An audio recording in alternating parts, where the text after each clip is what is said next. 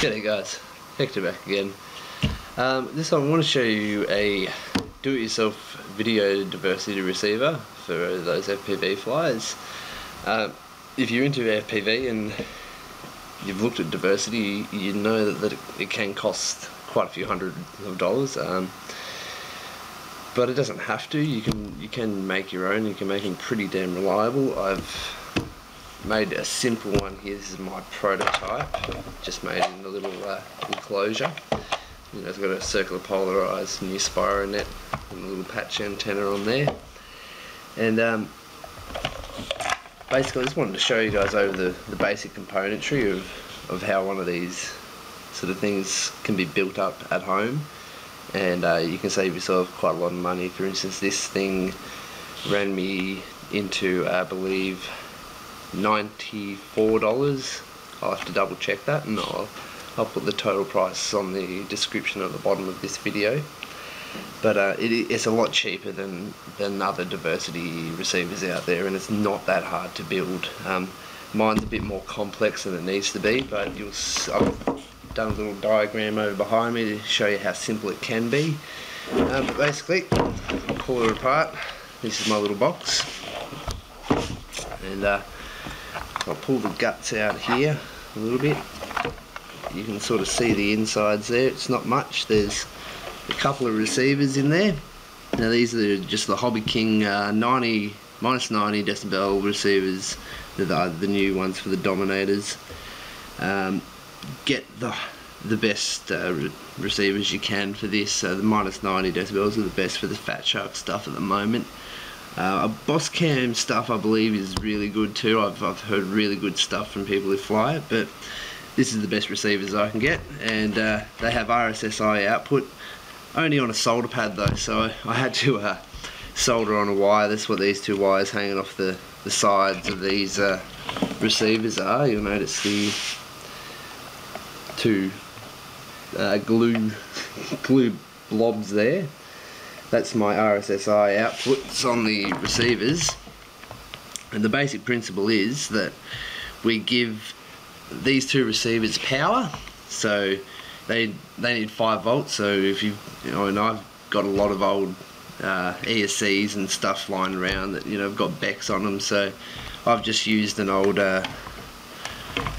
ESC that I was no longer using, a little 10 or 15 amp ESC in there that's got a 2 amp Beck on it, and so there's my 5 volts for the receivers. So there's power. That's half the battle done. And then all you need to do is there's ground for the video out that can be shared with your power ground, and then there's a video out, and then you'll notice these 3 little tactile switches. Now you can hard solder this stuff. It's all in the on the data sheet, but you'll notice those 3 little 3 red little tactile switches. That's for my channel select, so I can flick these and change channels, so I don't have to hard solder them. I can change them, so I've got that set on channel 1 at the moment,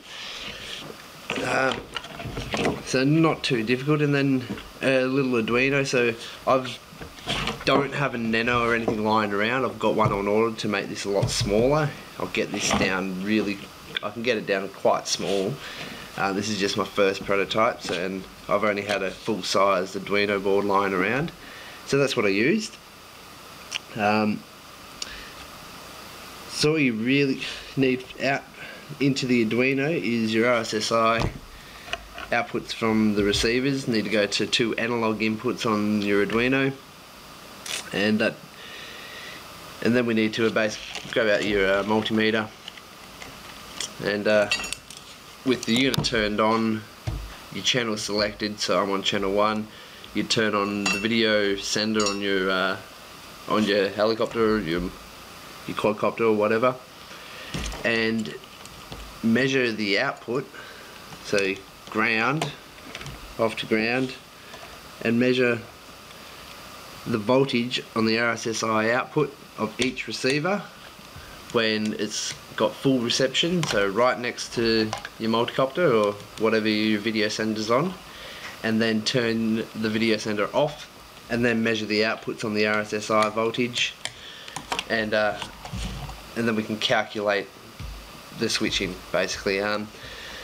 So Arduinos are they've got an analog digital converter between 0 to 1000 and to 1023, between 0 and 5 volts. So we can feed in the voltage of these units. So my particular one, this unit puts out 1.99 volts full reception, and this one puts out 2.19 volts, 2.19 volts on full reception. And then basically we can calculate, we can map out the high and the low, and we can map that in between 0 to 1000 and 1023 for the Arduino, and it can pick which has got the better reception, and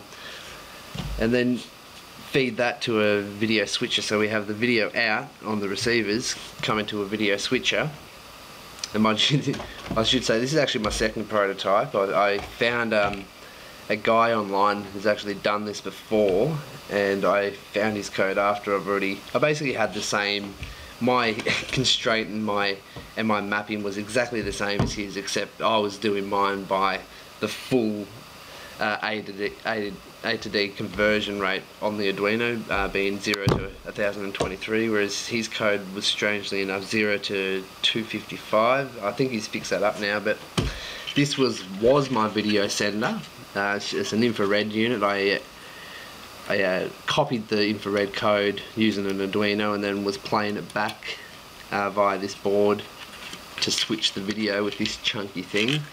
But I'm trying to cut down size, so when I found this guy's thing, he mentioned using a Hobby King 3-way video switcher that just uses servo pulses, pulse width modulation from 1000 to 2000 US to change through the 3 video feeds. So I thought that was pretty clever. I thought, well, that'll save me a lot of size, so I ordered one of those, and yeah, like I said, funnily enough, our code is exactly the same, so I just used his and edited it up a little bit. But yeah, so that does the switching, and you take your video, 2 videos in, or 3 video inputs in, so we can have 3 receivers running, and so in my case I'm just 2, and it'll pick the best reception and switch between 1 and 2 video, and there's just a common 1 video output which is hardwired here to an RCA plug for me to plug in this my cumbersome cable. It works pretty well. There's no video loss on that cable, so that works well. That plugs into my Fat Shark goggles here, or I can just plug that straight in here of course, and away you go. We have a diversity video on the cheap. So I'm about to test this out. I've just calibrated all my voltages, and it should be ready to go. But I'll do a little video on that when it's done. But there's the basics of my prototype, and it can be done a lot neater. And I'll take you in here and just show you how simple it really can be.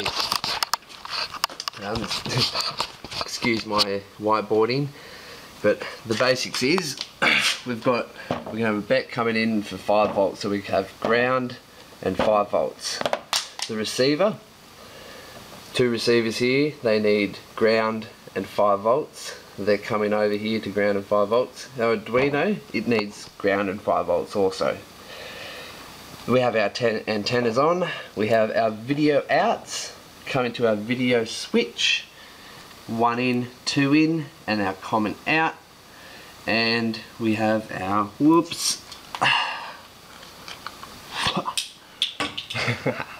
I forgot to complete this. We have our RSSI outputs coming to our Arduino, which is doing all the maths, picking who's got the best reception, and then switching 1 and 2 video out of the video switch down to us FPV flying. Happy.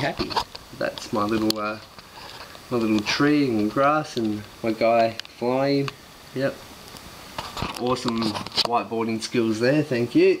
Thumbs up for that one, please. But no, that's how simple it can be. And catch me on the next one, and well, hopefully this works out well. I'm going to go out for a bit of a fly with my new big spider dead cat carbon tube frame build. I don't know what to call it yet, but I'll come up with something. We'll just call it the dead cat for now. That seems to be pretty common for that frame. But yeah, thanks for watching. Give us a thumbs up, a like, any comments are welcome, and catch you on the next one. See ya.